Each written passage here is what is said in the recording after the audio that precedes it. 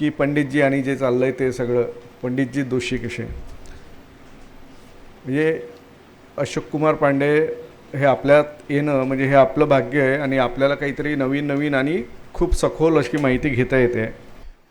तो मुझे ऐसा लग रहा है कि जहाँ से ख़त्म किया था वहाँ से ही शुरू किया जा सकता है, लेकिन अभी मुझे गांधी पर नहीं नेहरू पर बोलना है. आप लोगों में से ज़्यादातर लोग इस बात को जानते होंगे कि जब गांधी जी को मारने की प्लानिंग कंप्लीट हो गई थी और गांधी जी को मारने के लिए भेजा गया था, 2 लोगों को ये कहा गया था, तो उसमें गांधी जी के साथ 2 और लोगों को मारने की बात थी. हाँ, एक सेकेंड बस, ये फ़ोन आप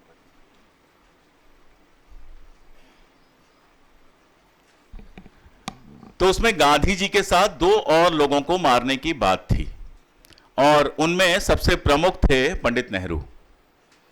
नाथूराम गोडसे और आप्टे को यह कहा गया था कि गांधी जी के साथ साथ पंडित नेहरू को भी मारने का प्रयत्न करना. कभी आपने सोचा है कि जो सरकार आती है 2014 में, उसकी बात छोड़ दें अगर, तो पूरा का पूरा जो राष्ट्रीय स्वयंसेवक संघ और विश्व हिंदू परिषद और हिंदू महासभा यानी कि दक्षिणपंथी जो पूरा का पूरा एक एटमॉस्फेयर है, उसमें सबसे ज्यादा नफरत पंडित नेहरू से क्यों की जाती है? कोई तो वजह होगी. सरदार पटेल को अपना हीरो बना लिया जाता है. कई बार तो मुझे ऐसा लगता है कि इतिहास पलट के देखा जाए, सरदार पटेल कांग्रेस में थे कि राष्ट्रीय स्वयंसेवक संघ में थे. कई बार ऐसा आश्चर्य होता है, कोई नया व्यक्ति हो तो उसको यह लग सकता है कि सुभाष चंद्र बोस और सरदार पटेल ये दोनों लोग कांग्रेस छोड़कर राष्ट्रीय स्वयंसेवक संघ में शामिल हो गए थे. तो सुभाष बाबू में कुछ ऐसा मिल जाता है जिसको आरएसएस सेलिब्रेट कर पाता है. पटेल साहब में कुछ ऐसा मिल जाता है जिसको आरएसएस सेलिब्रेट कर पाता है. यहां तक कि महात्मा गांधी में भी कई बार कुछ ऐसा मिल जाता है जिसको वो सेलिब्रेट कर लेता है. अभी की तो नहीं, लेकिन अगर 30 साल पुरानी संघ के लोगों की किताबें देखें तो उसमें गांधी के लिए कई बार सम्माननीय शब्द मिल जाते हैं. 2-4 लाइन गांधी के लिए सम्मान का मिल जाता है और उनको झाड़ू और चश्मा तो हमारे प्रधानमंत्री महोदय भी थमा ही देते हैं, सफाई वाला ढूंढ लेते हैं उनमें से. तो उसके चलते गांधी जी का सम्मान हो जाता है. गांधी जी की मूर्तियों के सामने झुकना भी पड़ता है और वो सारा कुछ हो जाता है. पंडित नेहरू को लेकर मुझे आज तक इस वाले पक्ष से कोई एक लाइन भी ऐसी नहीं मिली जो केवल तारीफ की लाइन हो. अगर तारीफ करेंगे भी तो पंडित नेहरू उच्च कोटि के विचारक थे, लेकिन के बाद वो सारा कुछ होगा जिसके बारे में अब आप आज की पीढ़ी ज्यादा जानती है क्योंकि उसके पास ज्यादा व्हाट्सएप पहुंचते हैं. हमारे जमाने में तो किताबें ही पहुंचती थी, अब व्हाट्सएप पहुंचते हैं और पूरे व्हाट्सएप का जो इतिहास चलता है, व्हाट्सएप का जो कालिक फेंकने की जो मुहिम चलती है, उसके सबसे बड़े शिकार अगर कोई होते हैं तो पंडित जवाहरलाल नेहरू. अब तो गांधी को भी खैर मुसलमान वगैरह बनाना शुरू हो गया है. एक आध जगह मैंने देखा गांधी को भी लोग मुसलमान कह रहे हैं, लेकिन पंडित जवाहरलाल नेहरू और उनके पिता मोतीलाल नेहरू को तो उनके जीवन काल से मुसलमान बताया जा रहा है. वो घटना शायद आपको ना पता हो, मैं बता दूं. मोतीलाल नेहरू को सबसे पहले जिसने मुस्लिम जैसा कहा था उसका नाम था महामना पंडित मदन मोहन मालवीय. यह बहुत आश्चर्यजनक होगा बहुत सारे लोगों के लिए. अब उसका अपना एक कारण था और वो कारण भारत की विविधता के बारे में है. अभी जब हम लोग बाहर बैठे हुए थे तो उसी विविधता पर बात कर रहे थे. मोतीलाल नेहरू थे कश्मीरी पंडित. 4-5 पीढ़ी पहले ये लोग आए थे और अभी भी कल्चर काफी हद तक था. अब कश्मीरी पंडितों की दिक्कत यह है कि वो हेरात मनाते हैं. शिवरात्रि को हेरात कहते हैं. हर मतलब शिव, और शिव की रात हेरात मनाते हैं. और उसमें 3 जानवरों को खाना होता है. आकाश का जानवर यानी कि मुर्गा, और तो कौन सा मिलेगा, जमीन का यानी भेड़ या बकरी, और जल की यानी कि मछली. इन तीनों का प्रसाद उसमें चढ़ता है. आप अगर जानते होंगे तो कश्मीरी पंडित के लिए नॉनवेज एकदम रेगुलर चीज है. और वहां से सीधे आते हैं इलाहाबाद में बस जाते हैं. इलाहाबाद के ब्राह्मण, वो भी महामना पंडित मदन मोहन मालवीय. इतने सारे मां, लेकिन मांस उनके खाने में कहीं नहीं है. उनका खाना बिल्कुल एकदम शाकाहारी होता है और सारा कुछ आप लोग जानते हैं. तो ये परिवार वैसे ही निगाह में था. उसके बाद इतने सफल वकील. लेकिन सिर्फ इतने से सब कुछ तय नहीं होता है. कश्मीरी पंडितों में एक प्रथा थी कि अगर आप समंदर पार करते हो, अगर देश के बाहर जाते हो, तो आकर आपको शुद्धिकरण कराना पड़ेगा. और शुद्धिकरण वैसे ही होता है जैसा ब्राह्मणों में होता है, सबको भोजन देना और पूजा करना, माफी मांगना, वो सारा कुछ। और आप लोगों में से शायद कुछ लोगों को पता हो ये बात कि जो पहला कश्मीरी पंडित वाया दिल्ली विदेश गया था उसको कश्मीरी पंडितों ने मुसलमान घोषित कर दिया था।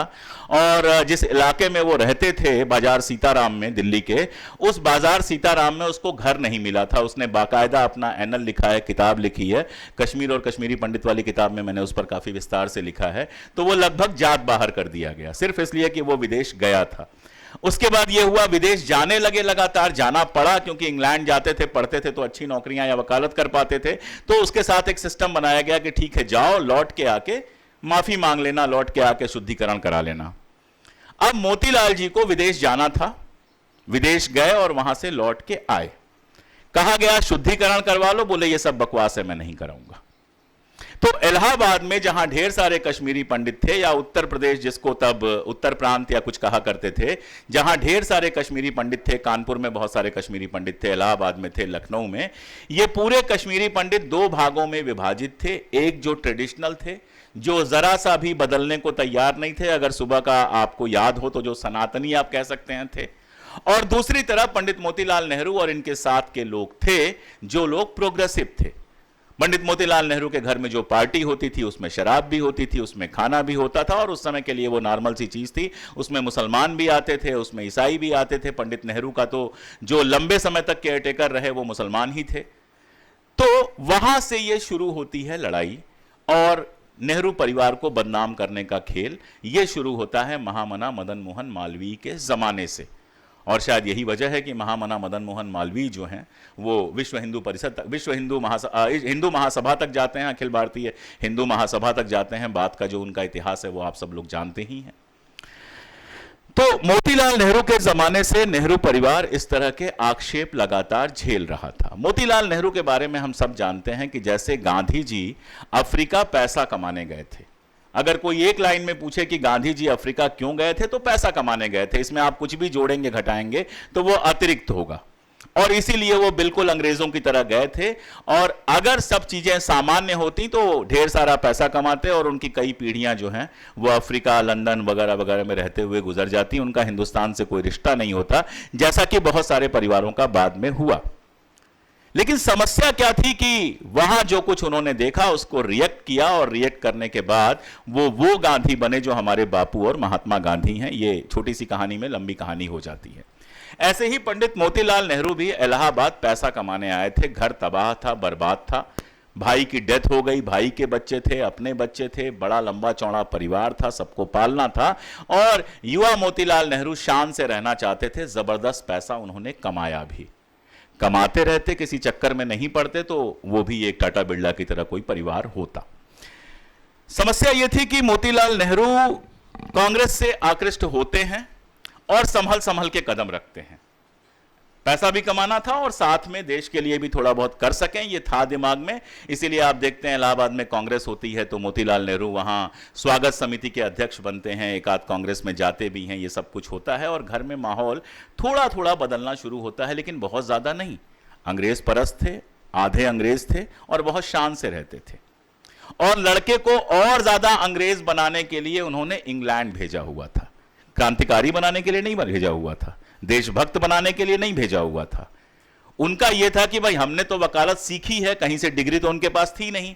उस जमाने में वकालत किसी सीनियर के पास बैठकर सीखी जाती थी, उन्होंने भी सीखी थी।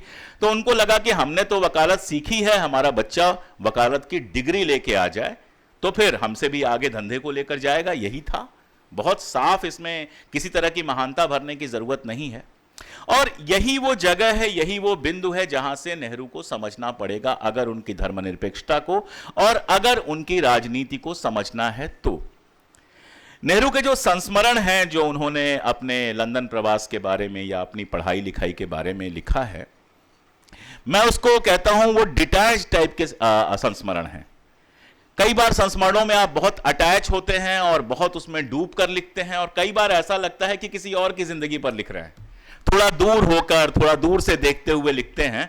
तो लंदन वाले जो उनके एजुकेशन के टाइम के जो उनके संस्मरण हैं, वो पढ़ते हुए लगता है कि डिटैच्ड है। और एक बेहद रईस आदमी का बेटा लंदन में वाकई डिटैच था।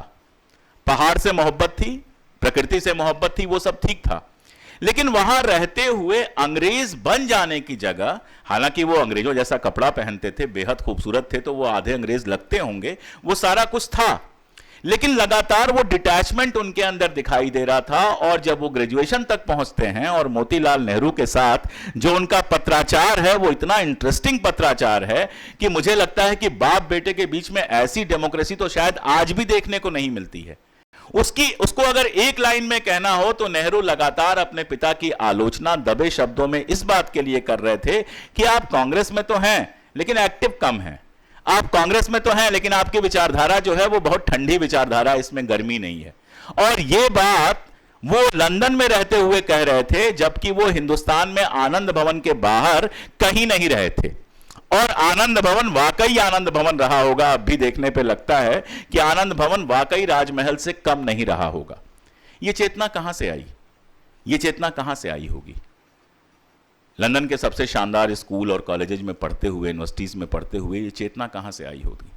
ये चेतना उस समय जो वहां पर फेबियन समाजवाद था काफी प्रचलन में, वहां से तो आती ही है, साथ में एक भारतीय की तरह खुद को लगातार देखने से भी आती है। यह मेरा पहला बिंदु है आज की बातचीत का।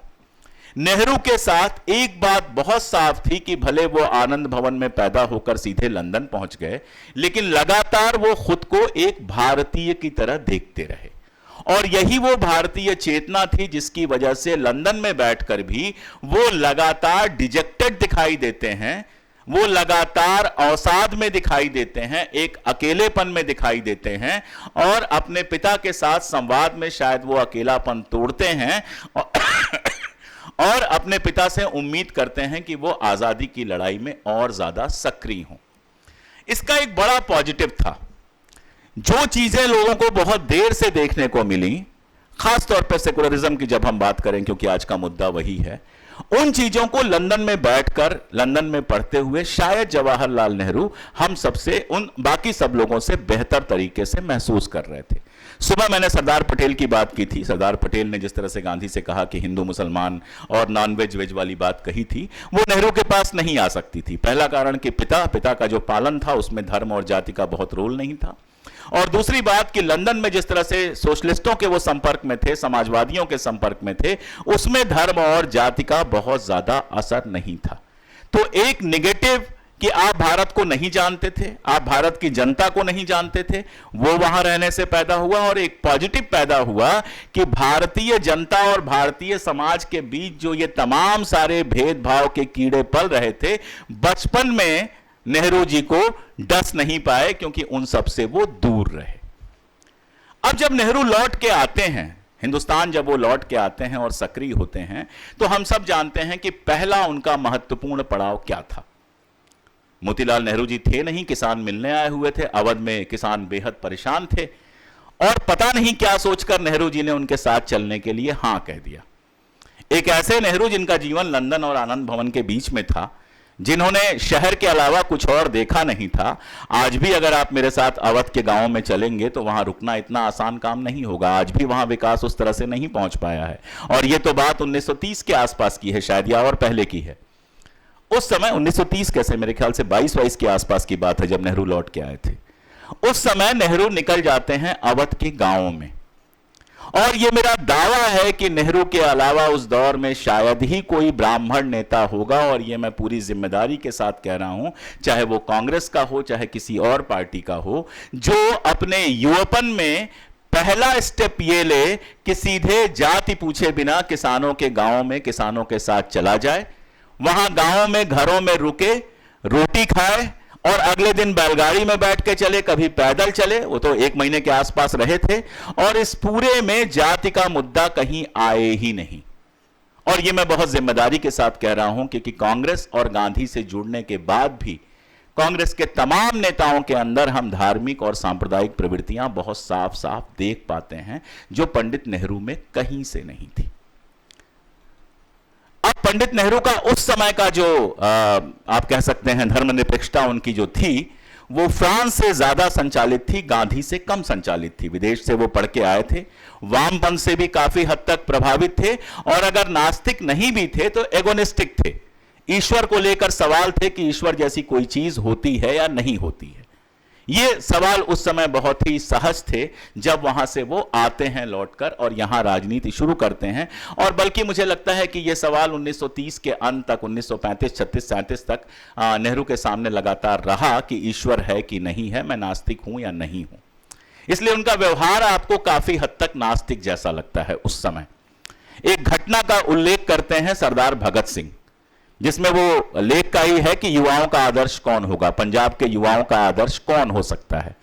और उसमें वो तुलना करते हैं उस समय के जो दो फायर ब्रांड नेता थे। आजकल तो जो जितनी सांप्रदायिक गालियां देता है उसको फायर ब्रांड कहा जाता है, उस जमाने में जो जितनी हिम्मत से अंग्रेजों के खिलाफ खड़ा होता था उसको फायर ब्रांड कहते थे। तो जो दो फायर ब्रांड नेता थे हमारे देश के, सुभाष बाबू और पंडित नेहरू, इन दोनों लोगों के बीच में तुलना करते हैं। और मैं आपसे कहूंगा वो लेख आपको जरूर ढूंढ के पढ़ना चाहिए। 19-20 साल के भगत सिंह रहे होंगे और बहुत शानदार वो लेख है। उसमें वो कहते हैं कि सुभाष बाबू जो हैं वो हैं तो प्रगतिशील, बात तो करते हैं सेकुलरिज्म की, लेकिन वो रहस्यात्मकता में भटक जाते हैं कई बार। और ये हम जानते हैं कि सुभाष चंद्र बोस जो खुद को साम्यवादी कहते थे, दरअसल कम्युनिज्म के लिए साम्यवाद शब्द का प्रयोग सबसे पहले सुभाष बाबू ने ही किया है। लेकिन काली में जो उनकी आस्था थी, मां काली में जो उनकी आस्था थी, वो बड़े रहस्यात्मक तरीके से बड़े गोल गोल घूम के आती है कई बार, और कई बार बड़ी इंटरेस्टिंग भी लगती है। अब वो सही थी गलत थी वो डिस्कस करने के लिए मैं नहीं बैठा हूं यहां पे। तो भगत सिंह लिखते हैं कि उनका जो नेतृत्व है वो एक जगह जाकर रहस्यात्मकता में फंस जाता है। और एक बात जो वो नहीं कहते हैं लेकिन उस लेख से निकल के आता है वो ये कि सुभाष बाबू के अंदर कहीं ना कहीं पर्सनल वाला ईगो बहुत ज्यादा है, व्यक्तिगत वाला ईगो बहुत ज्यादा है। और उसकी भी कहानियां हैं बहुत सारी, कभी अलग से सुभाष बाबू पे बात करेंगे तो बात करेंगे। नेहरू जी के बारे में कहते हैं, घटना का उल्लेख करते हैं कि एक मंच पर नेहरू जी बैठे हुए थे और एक मौलाना साहब तकरीर कर रहे थे जो कांग्रेस से जुड़े हुए थे, 4-5 बार खुदा खुदा कर चुके थे। पंडित नेहरू ने उनको टोका कि यहां हम खुदा खुदा सुनने नहीं आए हैं, जनता की बात करना हो तो करिए, नहीं तो बैठ जाइए। यह बात भगत सिंह ने कोट की है। कितनी मजेदार बात है कि उसी नेहरू को आज मुसलमान और जाने क्या क्या कहा जाता है। यह जो घटना है जिसमें वो एक मौलाना साहब को मंच से खुदा, राजनीतिक मंच से खुदा खुदा करने से रोकते हैं, इस घटना को जरा आगे बढ़ाइए। आप सबको मेरी खुली चुनौती है कि कोई मुझे एक इंसिडेंट बता दे जब पंडित जवाहरलाल नेहरू ने किसी धार्मिक व्यक्ति के साथ मंच साझा किया हो या किसी धार्मिक मंच पर गए हो।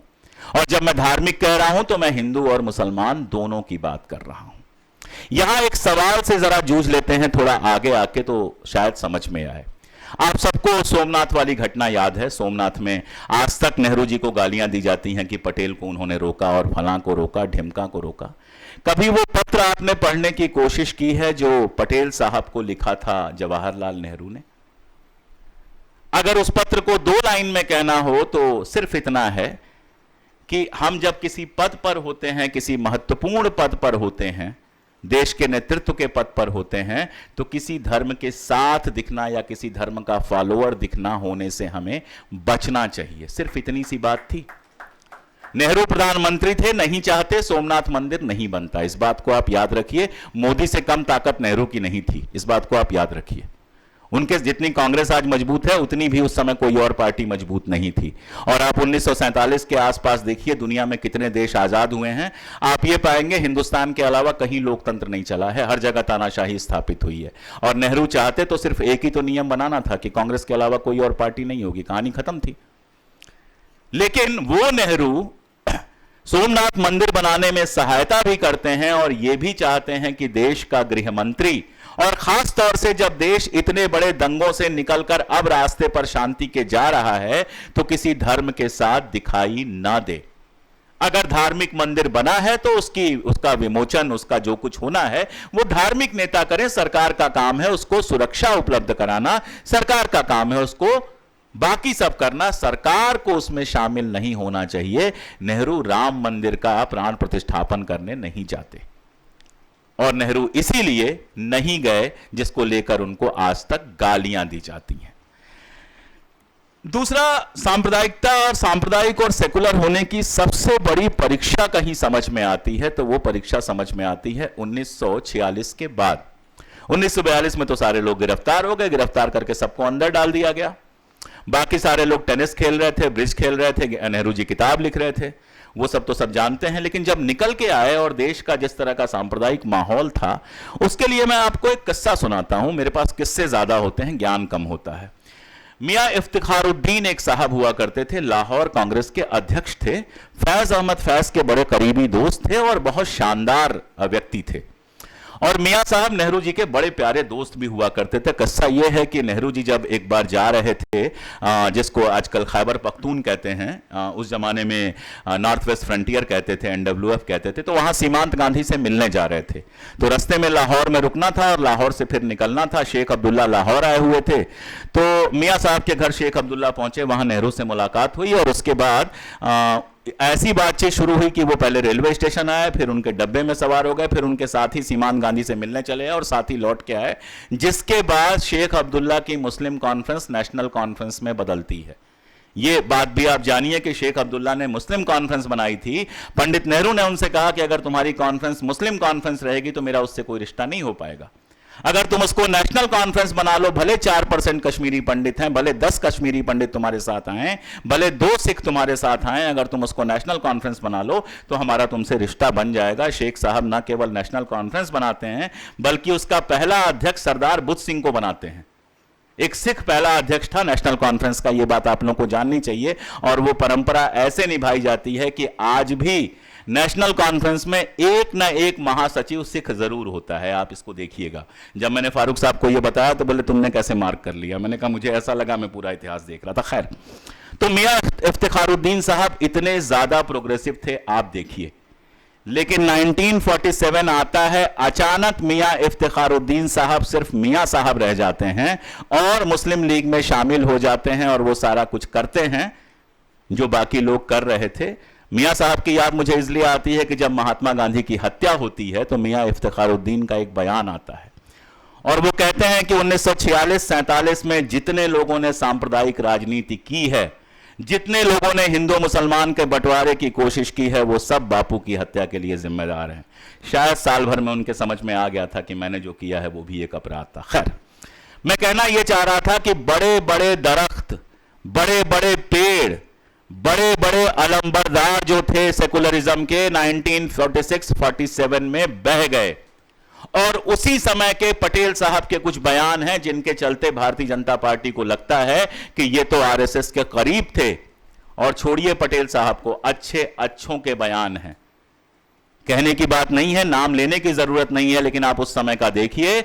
1946-47 में कांग्रेस के अच्छे अच्छे नेताओं के आप बयान देखेंगे तो आपको एक बार आश्चर्य होगा, आखिर क्या वजह थी कि गोडसे पुणे में भाषण दे रहा था, उसकी रिपोर्ट मोरारजी देसाई तक पहुंची थी और वो खबर दिल्ली नहीं पहुंच पाई थी। मैं सिर्फ सवाल ये छोड़ दे रहा हूं आपके सामने, और ऐसे बहुत सारी घटनाएं हैं, उनमें पढ़ूंगा तो बहुत लंबी बात हो जाएगी। उस आंधी में बहुत गिने चुने लोग थे जो खड़े रह पाए थे। उस सांप्रदायिक आंधी में भी बहुत गिने चुने लोग थे जो धर्म के उस बहाव में बहते नहीं हैं।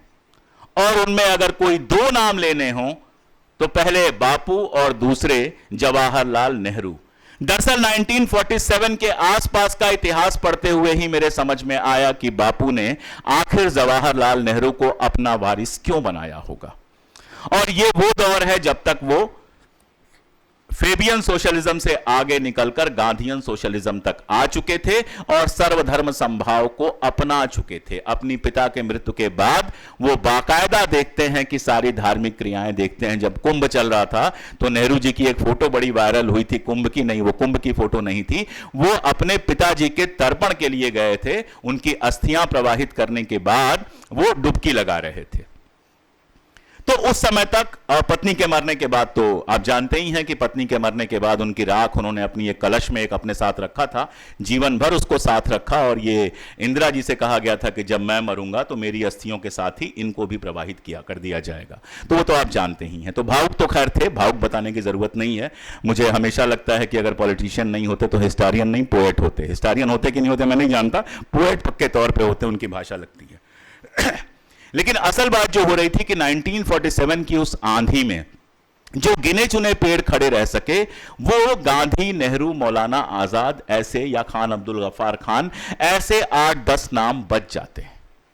और वो परीक्षा पास करते हैं नेहरू, और ये सिद्ध करते हैं कि पहला प्रधानमंत्री उनका बनना कितना जरूरी था। एक घटना और सुना दूं, उसके बाद कुछ और बिंदुओं पे बात करूंगा, फिर सवाल जवाब। 1964 की बात है, शेख अब्दुल्ला जेल से रिहा होते हैं और रिहा करने के बाद पंडित नेहरू उनको भेजते हैं पाकिस्तान, और कहते हैं कि पाकिस्तान के जो जिसको वो आज़ाद कश्मीर कहता है उसके भी लोगों से बात करो, पाकिस्तान के नेताओं से भी बात करो, कश्मीर का कोई फाइनल सोल्यूशन मैं चाहता हूं मेरे जीते जी हो जाए।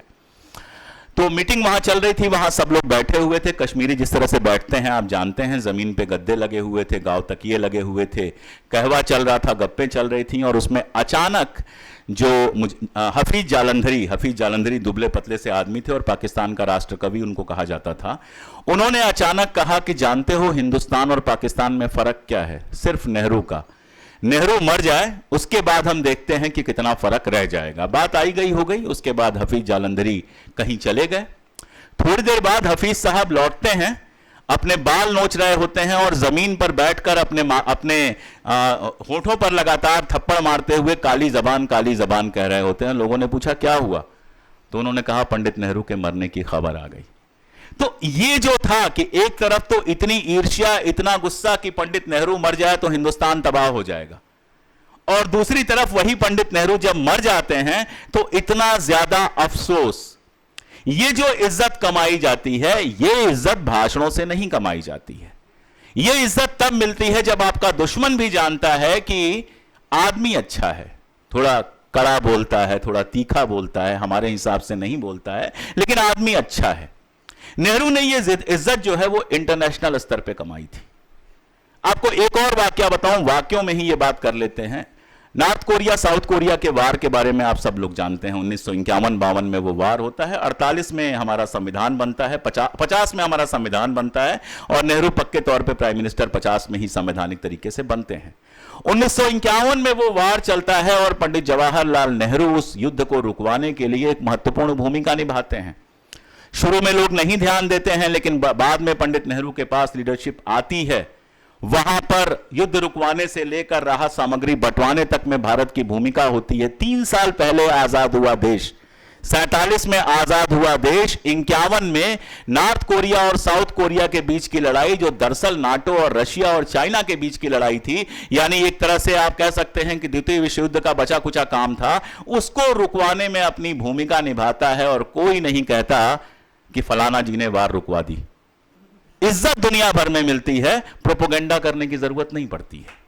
और ये इज्जत नेहरू ने जो कमाई थी वो ताकत से नहीं कमाई थी, जिसकी वजह से मैं ये सारी बातें बता रहा हूं। भारत एक कमजोर देश था, इसको मानिए। 47 में हम आजाद थे, हमारे यहां सुई नहीं बनती थी कायदे से, हमारे यहां भूखों की संख्या बहुत बड़ी थी, सड़कें नहीं थी, स्कूल नहीं थे, विश्वविद्यालय नहीं थे, मेडिकल कॉलेज नहीं थे। हम एक गरीब मुल्क थे, इस बात को आप मानिए। कोई गर्व नहीं है ये कहने में कि 47 में भी हम बहुत बड़े देश थे। हमारे पास ताकत नहीं थी, हमारे पास जहाजें नहीं थी, हमारे पास मिसाइलें नहीं थी, हमारे पास टैंक नहीं थे, हमारे पास नैतिकता का बल था। और वो नैतिकता का बल वाया बापू नेहरू तक आया था, जिसको वो सारी दुनिया में लेकर गए थे। आप सोच के देखिए कि सेकेंड वर्ल्ड वॉर शुरू होता है, उसके पहले नेहरू जी स्पेन में होते हैं, और स्पेन के गृह युद्ध में वो वहां की जनता के साथ खड़े होते हैं, जो वार फ्रंट है वहां तक जाते हैं, और वहां पर कहते हैं कि नहीं, आने वाले समय में जो विश्व युद्ध होने वाला है उसमें हम हिटलर के साथ नहीं हो सकते। बापू भी मुसोलिनी की बातों में आ गए थे और जाकर मिल आए थे। हमारे रविन्द्रनाथ टैगोर जी जाकर मुसोलिनी से मिल आए थे, लेकिन इटली जाने के बावजूद पंडित नेहरू मुसोलिनी से मिलने से इंकार कर देते हैं। जर्मनी में 2 दिन रुकना पड़ा था, जहाज 2 दिन रुक के आ रही थी, और हिटलर ने अपने मिनिस्टर्स को भेजा था कि एक मीटिंग अरेंज करा दो। सुभाष बाबू हिटलर से मिलने के लिए महीनों लगे रहे थे, तब मुलाकात हुई थी। पंडित नेहरू ने हिटलर से मिलने से इंकार कर दिया था। इसलिए नहीं कि वो हिटलर से ज्यादा ताकतवर थे, हिटलर के सामने उनकी उस समय औकात क्या थी, चाहता तो वो जर्मनी में उनको उठा के मरवा देता, कोई बड़ी बात नहीं थी। लेकिन वो नैतिक ताकत थी, वो नैतिक साहस था, जो 2 चीजों से आता है। एक तो जनता का अप्रश्नेय समर्थन। एक बात आप हमेशा याद रखिए कि पार्टी के अंदर पटेल साहब बेहद मजबूत थे, लेकिन अगर कोई अखिल भारतीय स्तर का नेता था जिसके लिए कश्मीर से लेकर कन्याकुमारी तक भीड़ आती थी, तो वो पंडित जवाहरलाल नेहरू थे। और दूसरी बात यह कि अहिंसा का जो मूल्य गांधी लेकर आए थे, उसको राजनीति में अपने तरीके से अगर किसी ने लागू किया तो वो पंडित जवाहरलाल नेहरू ने किया। सेना है हमारे पास, लेकिन वो युद्ध के लिए नहीं है, हम युद्ध नहीं चाहते। शक्ति है हमारे पास, लेकिन वो विनाश के लिए नहीं, निर्माण के लिए है। और अगर जबान है हमारे पास तो वो खड़ी होगी हमेशा युद्ध को रुकवाने के लिए और शांति के लिए। इसीलिए ना रशिया की गोद में जाके बैठते हैं, ना अमेरिका की गोद में जाकर बैठते हैं। किसी अमेरिकी राष्ट्रपति की हिम्मत नहीं थी कि वो 19 बार कह देता कि मैंने युद्ध रुकवाया है, जब पंडित जवाहरलाल नेहरू थे, जबकि तब हमारी ताकत आज से कम थी। किसी की गोद में नहीं बैठते हैं, नॉन अलाइन मूवमेंट बनाते हैं। और नॉन अलाइन मूवमेंट अपने समय का सबसे बड़ा आंदोलन था, सबसे ज्यादा देश उसमें शामिल थे, और वो सब नए आजाद हुए गरीब देश थे। तीसरी दुनिया बनाते हैं, जिसके पास तीसरी दुनिया बनाने की दृष्टि होती है वही विश्व नेता होता है। जो इस या उसके गुलामी में अपना उत्थान देखता है वो कभी विश्व नेता नहीं होता है, चाहे उसको 22 देशों से सम्मान मिल जाए, चाहे 25 देशों से सम्मान मिल जाए। सम्मान वो होता है जो अपनी जनता से कमाया जाता है। सम्मान वो होता है जो दुनिया के सबसे ताकतवर आदमी के सामने भी आपका सर झुकने नहीं देता है। और ये सारा सम्मान, जो मेरा पॉइंट है धर्मनिरपेक्षता से जोड़ के जो मैं बात कर रहा हूं, ये सारा सम्मान जवाहरलाल नेहरू सिर्फ और सिर्फ अपने नैतिक बल से कमा पाए। इसलिए नहीं कि वो बहुत अच्छी अंग्रेजी बोलते थे, इसलिए भी नहीं कि वो ऑक्सफोर्ड और कहां कहां हैरो में पढ़े थे, इसलिए भी नहीं कि वो मोतीलाल नेहरू के बेटे थे, इसलिए भी नहीं कि वो कुछ खास थे, इसलिए कि वो जहां थे वहां नैतिक मूल्यों के सहारे पहुंचे हुए थे। उनके अंदर वो हिम्मत थी कि कह सके कि मैं कोई सांप्रदायिक राजनीति नहीं करूंगा, चाहे चुनाव जीतूं या हारूं। उनके अंदर वो हिम्मत थी कि कभी किसी साधु संत का उनको सहारा नहीं लेना पड़ा, किसी मौलवी का सहारा नहीं लेना पड़ा अपने वोट बैंक के लिए। वो हिम्मत थी कि अमेरिका या रशिया का सहारा नहीं लेना पड़ा इंटरनेशनल पॉलिटिक्स करने के लिए। जब मैं सुबह बार बार कह रहा था कि गांधी ने जो वैल्यूज दी थी, नेहरू उसको लेकर आगे बढ़ते हैं, गांधी उसके लिए बेस तैयार करते हैं, नेहरू उस पर एक नई सड़क बनाते हैं, तो मैं यही बात कह रहा था कि आइडिया ऑफ इंडिया जो गांधी डेवलप करते हैं मोरल वैल्यूज, मोरल कंपास पे, जहां सर्वधर्म संभाव है, जहां अहिंसा है, जहां जातिगत जो आपके जिस तरह के उत्पीड़न है उनका लगातार विरोध है, जब नेहरू सत्ता पर आते हैं तो उन्हीं का प्रयोग करने की कोशिश करते हैं। एकदम संभव है कि बहुत सारे मामलों में सफल ना हुए हों, कोई भी हर मामले में सफल नहीं हो सकता है। कोई भी सिद्धांत जब कागज से उतरकर जमीन पर आता है तो थोड़ा डगमगाता है, कई बार गिरता है, कई बार रास्ता भटकता है। तो हो सकता है कई बार असफल हुए हों, हो सकता है माओ से तुंग का जो खेल है वो ना समझ सके हों, जिसके चलते 1962 में हमको एक हार का सामना करना पड़े। हो सकता है इंडस्ट्रियलाइजेशन को जिस तरह से उन्होंने बढ़ावा दिया, कई लोगों को गांधीवाद का विरोध लगे, ये संभव है। लेकिन जब आप उनकी व्याख्या करना शुरू करेंगे तो आप देखिए वो इंडस्ट्रियलाइजेशन भी करते हैं, प्राइवेट सेक्टर को अलाउ करते हैं, लेकिन गवर्नमेंट कंट्रोल के अंदर। डिस्ट्रीब्यूशन ऑफ वेल्थ उनका हमेशा एक पॉइंट रहता है, मजदूरों की सुरक्षा एक पॉइंट रहता है।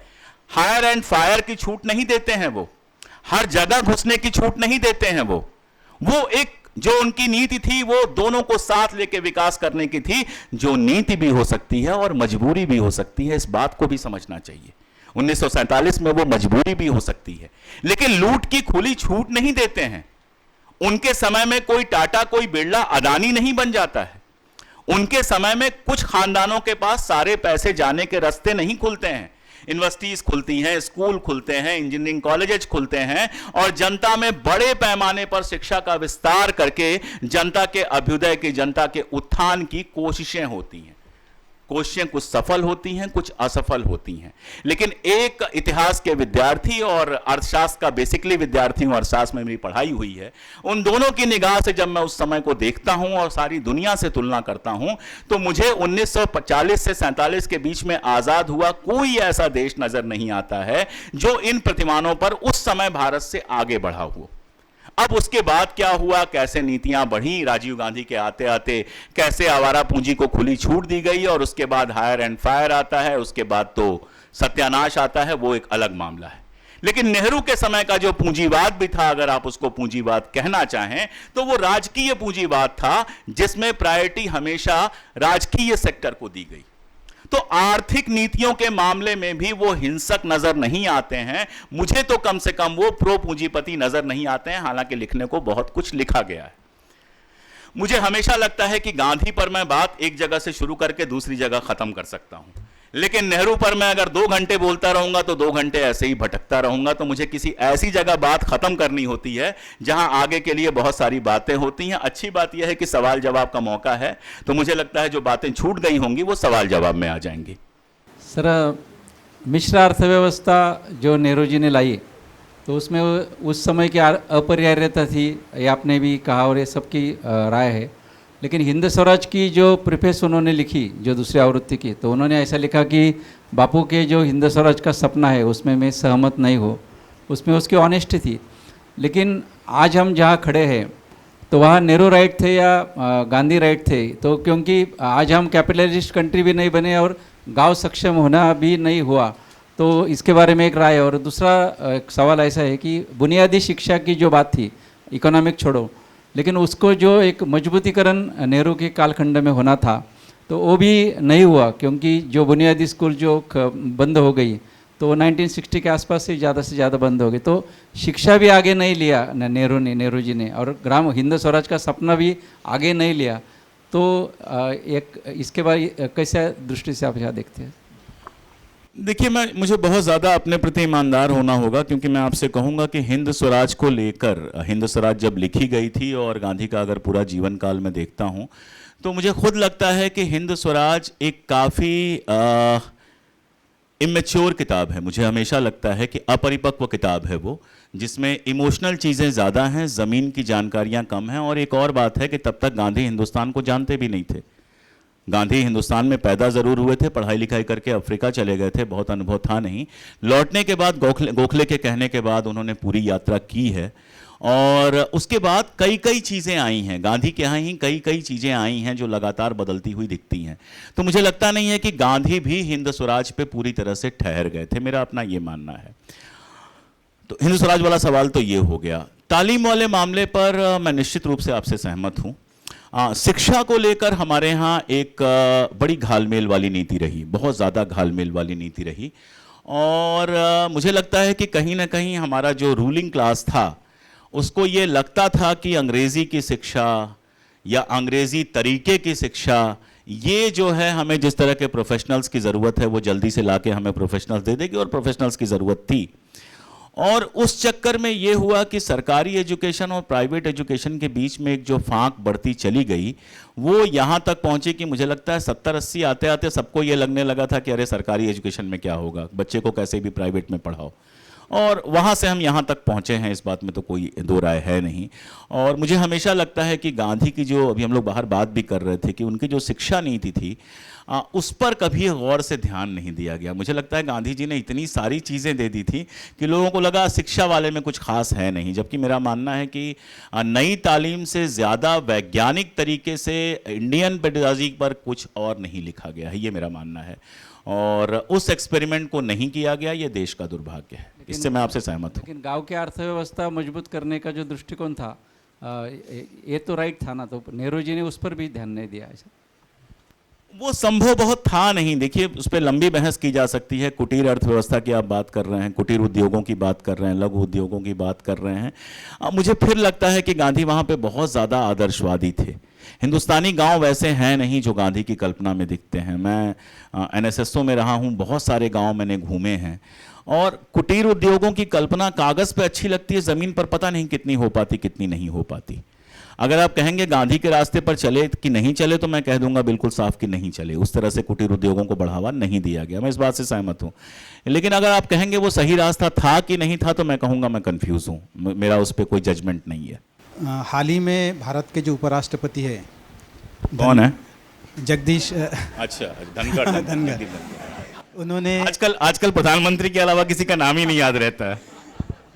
तो उन्होंने जो भारत के संविधान की जो प्रस्तावना है उसमें सेकुलरिज्म और सोशलिज्म, ये जो दो वर्ड्स है ये नासूर की तरह चुभते हैं, ऐसा उन्होंने वक्तव्य किया। तो नेहरू और गांधी जी के दिल में जो सेकुलरिज्म के बारे में था वो और आजकल उसके लिए सर्वधर्म समभाव ये शब्द एकदम मैचिंग है क्या, फिर सेकुलरिज्म कुछ अलग है? और इनको क्यों भारतीय, चुनते हैं? मैंने सुबह, शायद आप नहीं थे, मैंने कहा था कि भारतीय संविधान में जिस सेकुलरिज्म की बात है वो सर्वधर्म समभाव है। भारतीय संविधान में ही है, सभी धर्मों को समान आज़ादी दी गई है, अपने संगठन बनाने की आज़ादी दी गई है, अपने स्कूल बनाने की आज़ादी दी गई है, तो वो सर्वधर्म समभाव का मामला है। और जगदीप धनखड़ साहब को अगर नहीं चुभेगा तो राष्ट्रपति की कुर्सी के लिए रास्ता कैसे बनेगा, उनको तो चुभना ही है। उसमें शिवराज सिंह चौहान ने सबसे अच्छी बात कही, उन्होंने कहा हमारी संस्कृति में सेकुलरिज्म और समाजवाद नहीं है, यानी आरएसएस और हिंदू महासभा की संस्कृति में, हमारी से उनका मतलब वही था, देश नहीं था, उस संस्कृति में नहीं है। और ये मानते हैं हम, ये तो हम कह ही रहे हैं नहीं है। तो जानना चाहती हूँ कि नेहरू जी के योगदान को भविष्य की पीढ़ियों के लिए कैसे संरक्षित किया जा सकता है? मैं नहीं समझ पाया आपका सवाल, दोहरा दीजिए।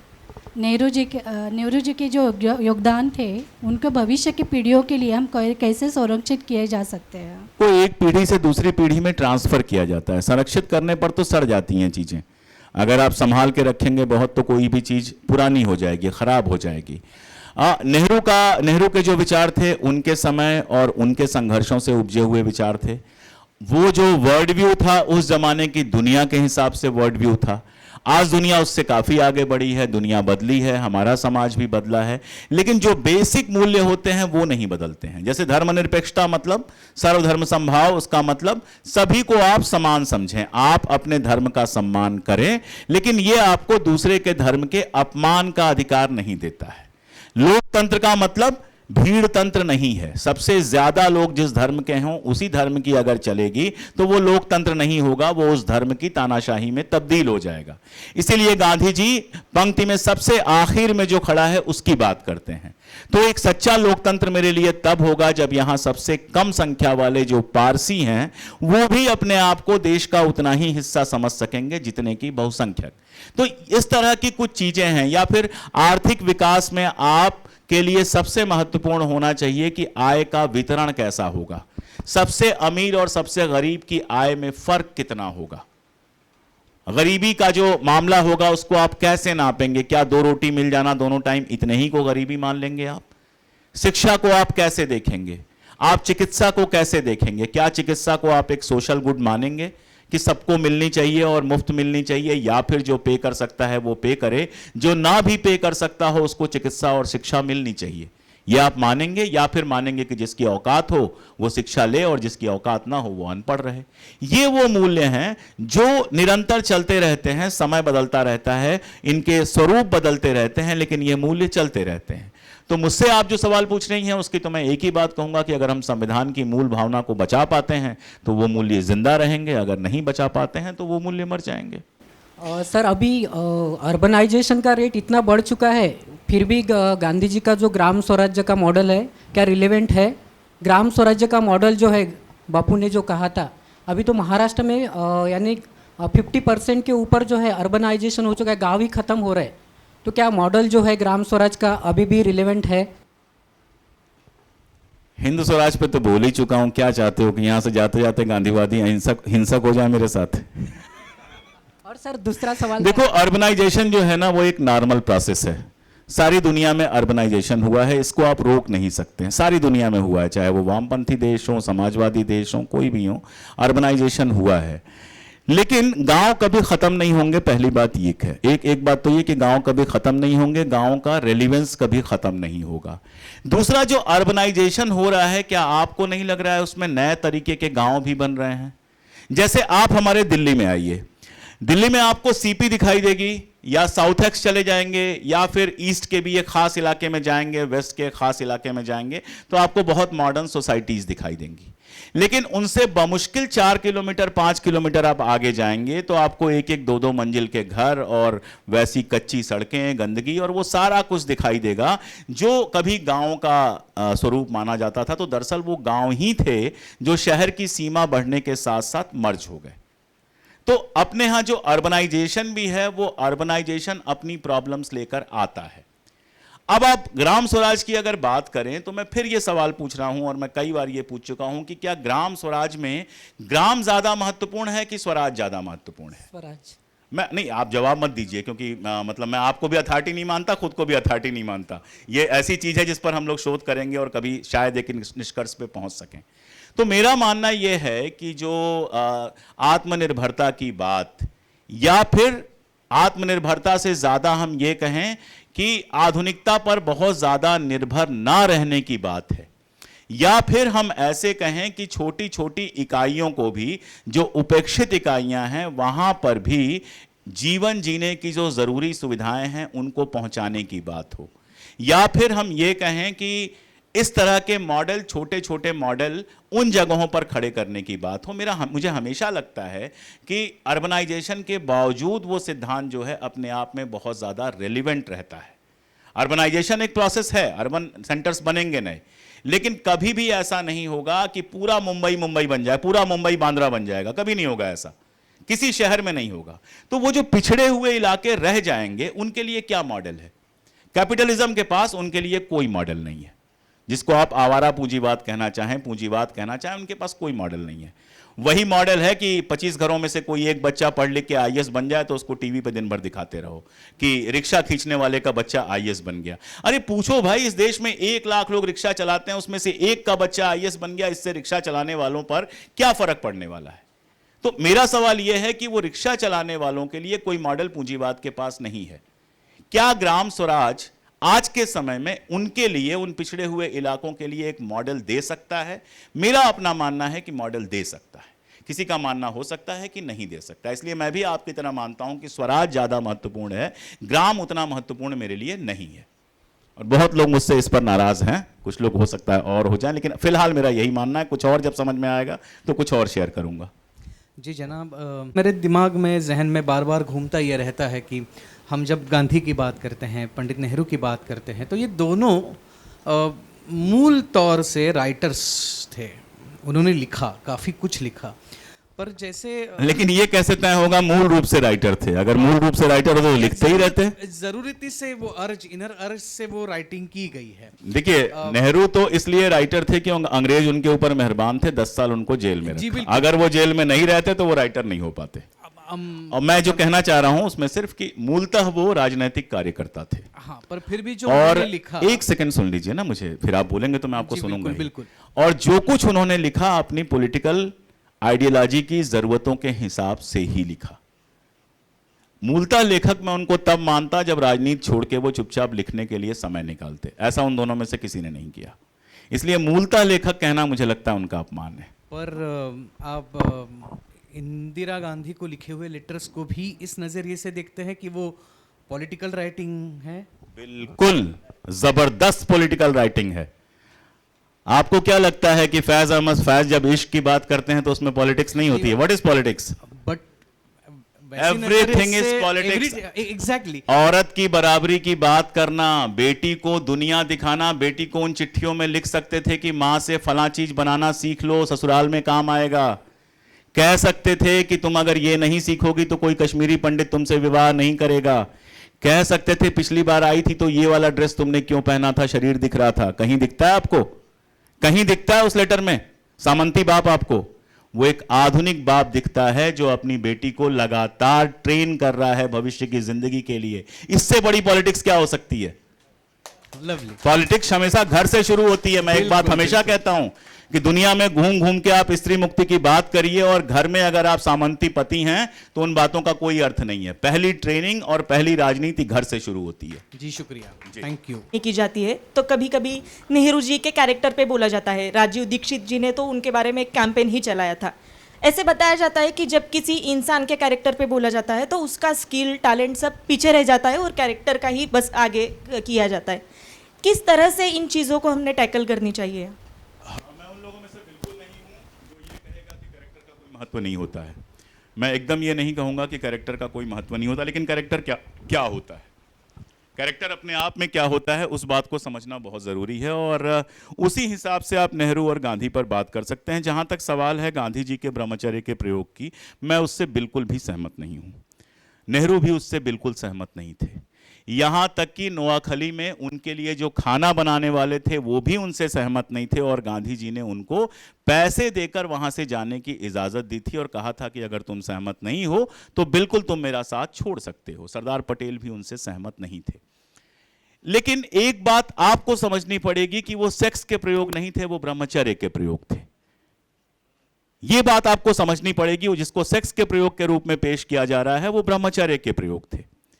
ब्रह्मचर्य एक ऐसी अवस्था होती है जिसमें आपकी दो चीजें हैं। एक तो यह कि मजबूरी में आप ब्रह्मचारी हैं, घटनाएं हैं बहुत विस्तार पर, उसमें क्या जाना है कि उस अर्ज को पूरी तरह से वो खत्म कर पाए हैं कि नहीं, इसको लेकर उनके अंदर एक उहापोह, एक कशमकश चलती रही।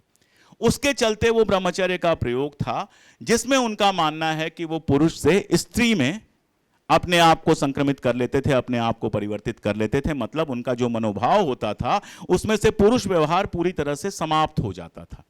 इसीलिए वो किताब है ना, बापू मेरी मां, कौन बहन थी वो? मनु बहन की किताब है, गांधी मेरी बापू मेरी मां। अपने आप में कितना सुंदर है, बापू भी और मां भी।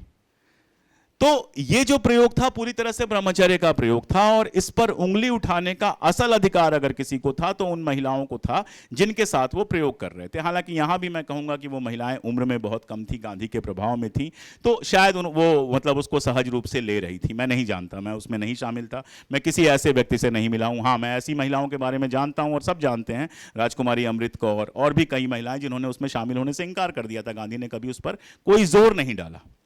तो वो नैतिक विचलन नहीं था, वो किसी भी तरह से व्याभिचार नहीं था। वो व्याभिचार का कोई आरोप गांधी के ऊपर कहीं नहीं लगता है पूरे जीवन में। तो उसको चरित्रहीनता कम से कम मैं तो नहीं मानूंगा। वो एक प्रयोग था जिससे आप सहमत हो सकते हैं, असहमत हो सकते हैं, लेकिन वो प्रयोग जैसा मैंने कहा सेक्स का प्रयोग नहीं था, वो ब्रह्मचर्य का प्रयोग था। ऐसे ही नेहरू के कैरेक्टर का बात, बेटा किस क्लास में बेटा कह रहा हूं, आप किस क्लास में पढ़ती हैं या पढ़ाई कर चुकी हैं? जर्नलिज्म किया है। आपके क्लास में अगर कोई एक लड़का ऐसा है जिसके आसपास ढेर सारी लड़कियां दिखाई देती हैं तो उसके लिए आपके मन में दो तरह की इमेज हो सकती है। एक तो यह हो सकता है कि लड़का बदतमीज है, लेकिन मैं इसको अलग तरीके से देखता हूं। मुझे लगता है कि जिस लड़के के सोहबत में लड़कियां सबसे अधिक सुरक्षित और सहज महसूस करती हैं, आराम से उसके पास रहती हैं। जो बदतमीज होगा उसके पास तो जाएंगी ही नहीं। ये अनुभव है, मतलब मेरा अपना भी यूनिवर्सिटी का अनुभव और बाकी भी अनुभव है। तो अगर नेहरू जी को बहुत सारी महिलाएं पसंद करती थीं या उनके आसपास आती थीं तो इसका सबसे बड़ा कारण यही हो सकता है कि इतने आकर्षक होने के बावजूद वो खतरनाक नहीं थे। और एक उदाहरण ऐसा नहीं है जिसमें किसी ने नेहरू जी के ऊपर कोई इस तरह का घटिया आक्षेप लगाया हो। अब रही बात लेडी माउंटबेटन की।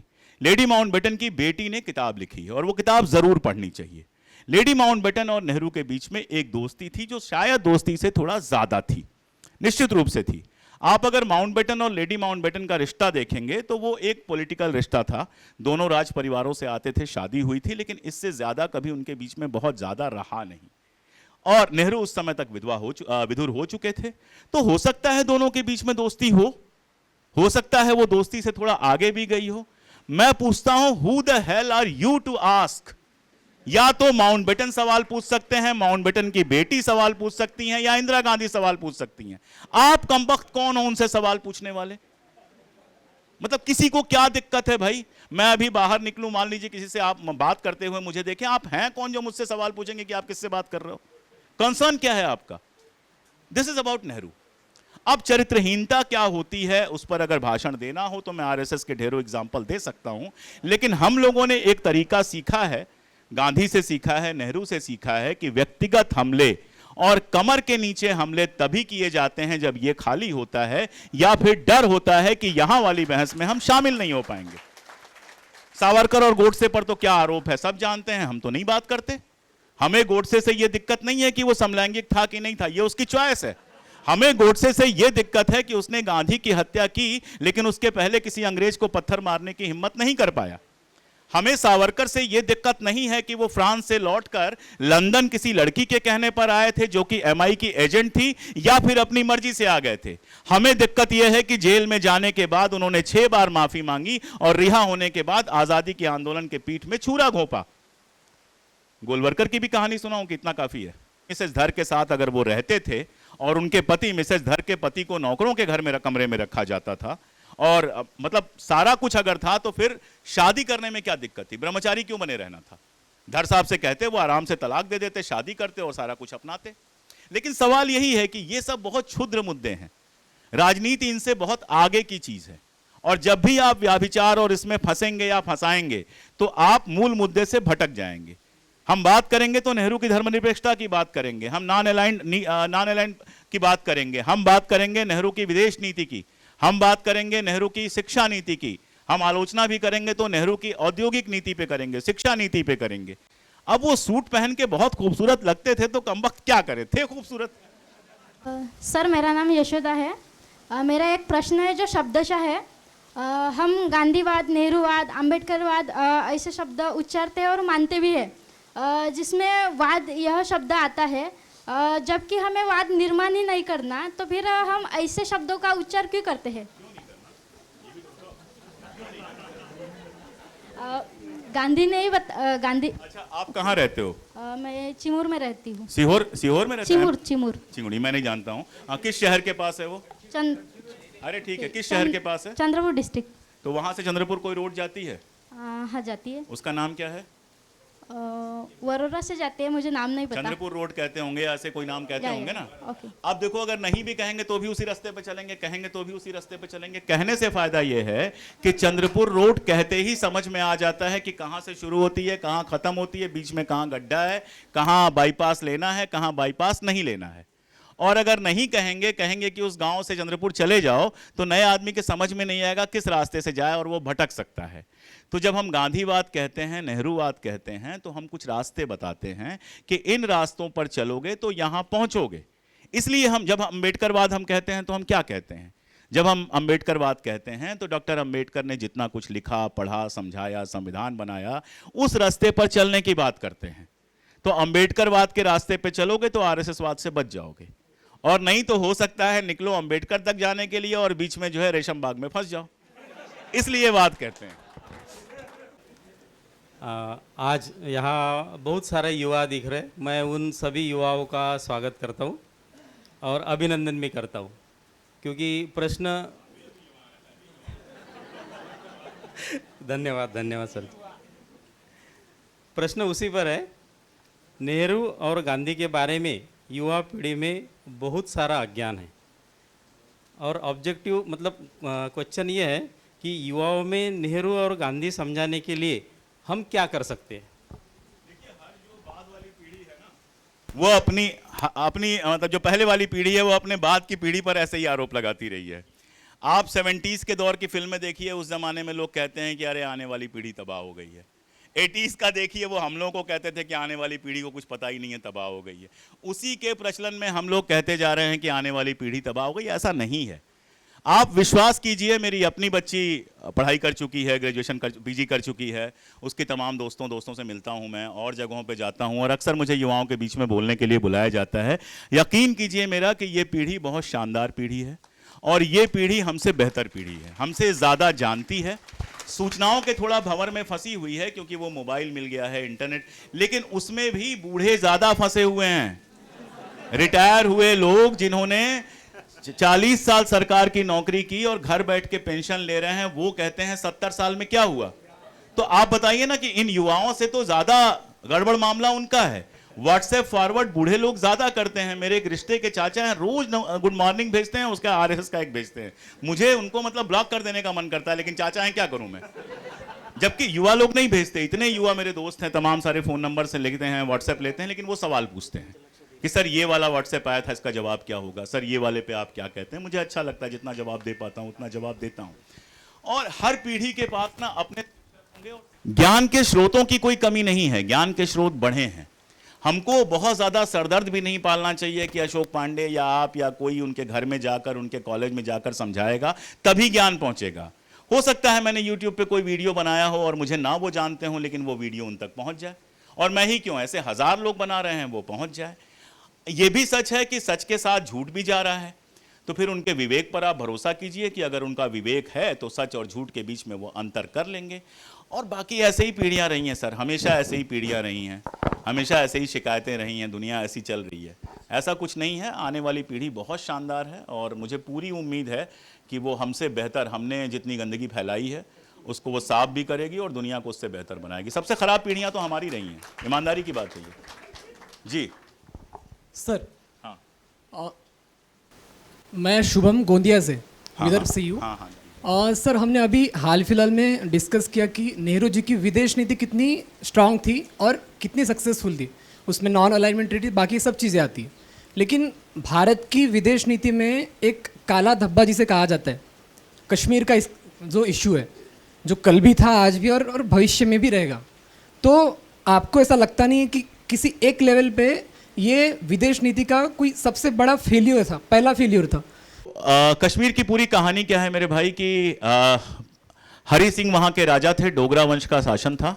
और शायद आप ये बात ना जानते हों कि डोगरा शासन उस समय के जितने भी रियासतें थीं उनसे इस मामले में अलग था कि जब रणधीर सिंह की मृत्यु होती है, रणजीत सिंह की मृत्यु होती है, महाराजा रणजीत सिंह पंजाब वाले, तो उसके बाद तब तक तो अंग्रेज जो है वो कभी कुछ कर नहीं पाए। उसके बाद सिख साम्राज्य में काफ़ी सारी दिक्कतें आती हैं और सोबराओं का युद्ध होता है।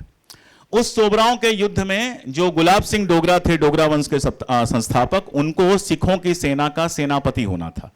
लेकिन अंग्रेजों के साथ वो समझौता करते हैं, उस युद्ध से बाहर रहते हैं। सोबराओं के युद्ध में रानी जिंद कौर जो है बुरी तरह से हारती हैं। समझौता होता है और समझौते की शर्त ये होती है कि 75 लाख रुपए, नानक शाही रुपए जो हैं वो अंग्रेजों को हर्जाने के रूप में देना पड़ेगा। रानी के पास 1.5 लाख मांगा गया था, रानी के पास 1.5 लाख था नहीं। उन्होंने डोगरा साहब से कहा कि आप 75 लाख आप दे दीजिए। उन्होंने कहा 75 लाख तो हम देंगे, लेकिन बदले में कश्मीर और जम्मू का राज्य हमको मिल जाएगा। वो जो संधि हुई थी, सोबराओं की संधि, जिसको हमारे बापू कहते हैं कि बैनामा, संधि की जगह उसको बैनामा कहते हैं, क्योंकि 75 लाख रुपए, अमृतसर संधि को बैनामा कहते हैं, अमृतसर बैनामा कहते हैं, क्योंकि 75 लाख रुपए के बदले जम्मू कश्मीर का राज्य मिला था। उसमें एक खास बात थी, उसमें अनंत काल तक डोगरा वंश को कश्मीर और जम्मू का शासन दिया गया था, जिसमें अंग्रेजों का कोई हस्तक्षेप नहीं होगा। इसीलिए गुलाब सिंह के समय, रणजीत सिंह के समय किसी तरह का वहां पर रेजिडेंट तक नहीं होता है। प्रताप सिंह के समय सारा फर्जी खेल रचा जाता है और फिर वहां पे रेजिडेंट जाता है। तो 1947, 15 अगस्त 1947 को जब हिंदुस्तान आज़ाद होता है, उसके पहले जम्मू कश्मीर के राजा जो हैं वो आज़ाद जम्मू और कश्मीर का, जिसको वो डोगरिस्तान कहना चाह रहे थे, उसका सपना देख रहे थे। माउंटबेटन मिलने जाते हैं, कहते हैं पेट में दर्द है, और फिर उनसे मिलते हैं, लेकिन कोई फैसला नहीं लेते हैं, ना तो पाकिस्तान के साथ शामिल होने का, ना तो हिंदुस्तान के साथ शामिल होने का। यहां मैं आपको एक तथ्य दे रहा हूं कि 15 अगस्त 1947 को 3 देश आजाद होते हैं, भारत, पाकिस्तान, जम्मू और कश्मीर। जम्मू और कश्मीर किसी का हिस्सा नहीं था। जम्मू कश्मीर के जो महाराजा हैं वो दोनों देशों को स्टेटस को, यानी जैसा चल रहा है वैसा मेंटेन रखने के लिए एक प्रस्ताव देते हैं। पाकिस्तान मान लेता है, भारत नहीं मानता है, क्योंकि भारत की नीति में ये नहीं था। सरदार पटेल ये तय करके आते हैं माउंटबेटन के साथ, वो सेबों वाली थ्योरी बहुत फेमस है, तय करके आते हैं कि हैदराबाद आप हमें दे दीजिए, फिर हम कश्मीर पर कोई दावा नहीं करेंगे। पूरे जम्मू और कश्मीर और भारत में सिर्फ 2 नेता थे जो जम्मू और कश्मीर को भारत में शामिल कराने के लिए इच्छा रखते थे, पंडित जवाहरलाल नेहरू, शेख अब्दुल्ला। और इसीलिए मैं कहता हूं कि कश्मीर समस्या के लिए सिर्फ और सिर्फ नेहरू जिम्मेदार हैं, क्योंकि अगर नेहरू नहीं होते तो कश्मीर भारत का हिस्सा होता ही नहीं तो कोई समस्या होती नहीं। अगर इस रूप में आप देखना चाहते हैं तो कश्मीर समस्या के लिए सिर्फ और सिर्फ नेहरू जिम्मेदार हैं। आगे की घटनाएं क्या हैं? नेहरू पत्र लिखते हैं सरदार पटेल को कि मेरे पास खबर है कि कबीलाई भेष में पाकिस्तान की सेना कश्मीर पर आक्रमण करने वाली है। यह खबर हरि सिंह को भी पहुंचाई जाती है। हरि सिंह अपनी सेना के सहारे पाकिस्तान के मुकाबले का सपना देखते हैं, भारत से कोई मदद नहीं मांगते हैं। और फिर याद कीजिए कि जम्मू कश्मीर आज़ाद देश था, बिना मदद मांगे हम नहीं जा सकते थे। साथ में यह भी याद रखिए कि भारत और पाकिस्तान दोनों सेनाओं के जो प्रमुख थे वो तब तक ब्रिटिश थे, और उनके बीच में एक संधि थी कि आपस में एक दूसरे के ऊपर हम कोई हमला नहीं करेंगे। माउंटबेटन हमारे गवर्नर जनरल थे, और अगर नेहरू या पटेल आदेश दे देते तो भी सेना मूव नहीं करती पाकिस्तान के खिलाफ, क्योंकि दोनों के अंग्रेज सेनापति थे और उनके बीच में संधि हुई थी कि जब तक हम हैं, जब तक हिंदुस्तानी और पाकिस्तानी सेनाध्यक्ष नहीं आ जाते हैं एक दूसरे के ऊपर, हम आक्रमण नहीं करेंगे। उसके बाद थोड़ा फास्ट फॉरवर्ड चलते हैं, पाकिस्तान की सेना चलती है, बारामूला तक पहुंच जाती है, बारामूला में इनके बहुत सारे लोग शहीद होते हैं और तब हरी सिंह के समझ में आता है कि एक हफ्ते के अंदर कश्मीर कब्जा हो जाएगा। दरअसल कब्जा तो हो ही गया होता, ईद पड़ गई थी, तो वो लोग रुक गए कि ईद मना लें फिर चलेंगे श्रीनगर पे कब्जा करेंगे और वहां एंजॉय करेंगे। उस बीच में भारत सरकार से संपर्क किया जाता है। नेहरू कहते हैं कि जब तक विलय नहीं होगा हम अपनी सेना नहीं भेज सकते, क्योंकि इसका मतलब होता कि आप विदेश में सेना अपनी भेज रहे हैं, जो धरती आपकी नहीं है वहां आप सेना नहीं भेज सकते। 26 अक्टूबर को विलय होता है, विलय पत्र लेकर यहां से जाते हैं, साइन कराते हैं और महाराजा साहब वहां से निकल जाते हैं जम्मू। दोबारा लौट के वो श्रीनगर नहीं आते हैं, हमारी सेना जाती है, शेख अब्दुल्ला को रिहा किया जाता है और जहां तक हम कश्मीर में रोक पाते हैं पाकिस्तान को वहां तक रोकते हैं। मई में एक पत्र है और वो पत्र है सरदार पटेल का अयंगर साहब के नाम, जो अयंगर साहब कश्मीर के प्रधानमंत्री रहे थे। अयंगर साहब को वो लिखते हैं कि हमारी आर्थिक स्थिति भी लगातार खराब हो रही है, हमारे पास हथियार गोला बारूद भी नहीं है, अगर ये लंबी लड़ाई चली तो नहीं जानते हम कि क्या होगा। अब जो लोग 4 दिन में सीज फायर कर लेते हैं वो सरदार पटेल और नेहरू पे सवाल उठाते हैं, वो एक अलग मामला है। तो उसके बाद हमारे गोला बारूद खत्म हो रहे थे और हमारे सैनिक ट्रेंड नहीं थे पहाड़ों पे लड़ने के लिए। उधर से जो सैनिक थे वो उसी इलाके के थे। हमारे यहाँ थिमैया साहब हों या बाकी जितने लोग गए थे, कोई साउथ इंडियन है, कोई बंगाली है, किसी को पहाड़ पे लड़ने का कोई अनुभव नहीं था। दिसंबर में वो समझौता होता है। अब जहां सवाल पूछा जाता है कि यूएन में क्यों चले गए नेहरू, तो कहां चले जाते भाई? रेशम बाग जाते? कहां जाते बताइए? 2 आजाद देशों के बीच में लड़ाई हो रही है, उसमें बीच में एक मसला आता है कि तीसरा आजाद देश जो है वो पहले आजाद देश में मिल गया। ये मामला इंटरनेशनल है कि नहीं है, आप मुझे ये बताइए। आप अगर इंटरनेशनल में नहीं जाते, पाकिस्तान चला जाता। दुनिया में कोई एक समस्या मुझे बता दीजिए जो 2 देशों के बीच किसी ज्योग्राफिकल एरिया पर है और मामला यूएन में नहीं गया है। कहीं आप बता दीजिए मुझे। जिनको लगता है कि कश्मीर समस्या भारत के लिए बहुत बड़ी प्रॉब्लम है, वो ऐसे क्यों नहीं सोचते हैं कि पाकिस्तान के लिए भी तो बहुत बड़ी प्रॉब्लम है। वो भी तो 70 साल से उसी कश्मीर पे अपने सर फोड़ रहा है। आसिम मुनीर ने अभी फिर कहा है कि कश्मीर पे हम कब्जा करेंगे और फला करेंगे, ढिमका करेंगे। करने नहीं दिया ना। और इस बात को आप ऐसे समझिए कि यूएन में जाने के अलावा कोई विकल्प नहीं था। यूएन में जाके आपका नुकसान क्या हुआ, मुझे यह बता दीजिए। यूएन ने कहा कि यहां पर गणना करा लो। नेहरू ने कहा करा लो, मुझे कोई दिक्कत नहीं है, बस अमेरिकी बंदा उसमें नहीं होना चाहिए। पाकिस्तान पीछे हट गया और यूएन में हम दहाड़ के कह पाए कि हम तो तैयार थे, पाकिस्तान पीछे हटा है। हुआ क्या? क्या पाकिस्तान 1 इंच उसके बाद जमीन ले पाया? नेहरू के रहते, इंदिरा के रहते, राजीव के रहते, अटल बिहारी के रहते। अटल बिहारी के रहते कारगिल पर जरूर चढ़ाया था और बहुत नुकसान हमारा हुआ, वो आप जानते हैं। तो दरअसल जिस तरह से हमारे सामने पेश किया जाता है, मैं 11 साल हो गया, 2 बार घर में घुस के मारने का दावा किया जा सका। क्या पाकिस्तान वाले जम्मू कश्मीर का 1 इंच जमीन भी हमारे आरएसएस के शूरवीर जो हैं जीत के ला पाए हैं? 11 साल हो गया, पहले साल तो सवाल नहीं पूछ रहा हूं। तो फिर बाकियों से आप क्या उम्मीद कर रहे हैं? जितना बचा लिया गया, कश्मीर घाटी पूरी बच गई, आधा पुंछ बच गया, जम्मू पूरा बच गया, लद्दाख बच गया, यह कम था क्या? ये आज की सेना नहीं थी, तब तो हमारी सेना भी बेहद कमजोर थी, फिर भी 4 महीने लड़ाई चली है, 1.5 साल लड़ाई चली है, सॉरी। और अभी की कंडीशन आप देखिए, 4 दिन में सब कुछ हो गया, अब आ गया 3 जहाज भी गिर गए। तो दरअसल हम मान के चलते हैं कि हम तो राणा प्रताप के वंशज हैं, भाला फेंकेंगे तो नागपुर से फेंकेंगे सीधे पुणे चला जाएगा। भाई हम भी इंसान थे, वो भी इंसान थे, युद्ध हुआ, एक सीमा तक हम जीतने में सफल हुए, एक सीमा तक वो आगे बढ़ने में सफल हुए और कश्मीर मूलतः हमारे पास रहा। तो ये अभी आप 370 पे बात करेंगे तो और 1 घंटा लग जाएगा, इसीलिए मैंने उसका जिक्र ही नहीं किया। तो कश्मीर की समस्या इतनी सीधी नहीं है कि आप नेहरू के माथे पर मर दीजिए। यूएन में जाने का निर्णय बिल्कुल सही था और यूएन में हमको कोई नुकसान नहीं हुआ है। आप देखिए 72 में इंदिरा जी ने खेल किया, बांग्लादेश जीतती हैं और उसके बाद बुलाकर बात करती हैं और यूएन का मामला ही खत्म करा देती हैं। भाई साहब सिंधु का जल रोक के फिर उसको यूएन में भेज देते हैं। तो आप सोचिए ना, मतलब डिप्लोमेसी इतनी सीधी सादी चीज नहीं होती है, हमारे घर के झगड़े नहीं होते हैं वो।